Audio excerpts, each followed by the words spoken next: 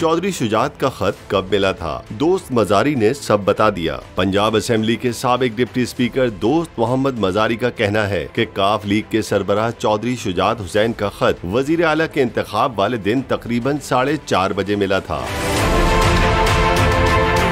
दोस्त मोहम्मद मजारी ने कहा, मोनी सलाई ने खत मिलने के बारे में दोपहर को तकरीबन 1 बजे पूछा कि क्या आपको खत मिला है। दोस्त मजारी का कहना था, मैंने जो फैसला किया वो अदालती हुक्म के तहत किया था।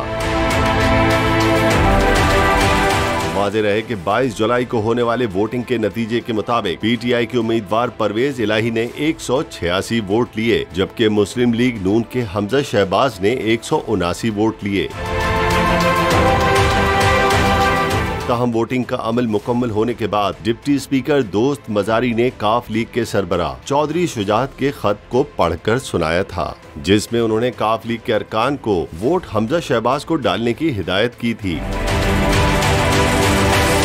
इस फैसले को परवेज इलाही ने सुप्रीम कोर्ट में चैलेंज कर दिया था, जिसने वजीर आला के इलेक्शन से मुतालिक दोस्त मजारी की रूलिंग को कल अदम करार देकर परवेज इलाही को वजीर आला पंजाब करार दे दिया था। सब्सक्राइब करें और बेल दबाएं ताकि कोई खबर रह न जाए।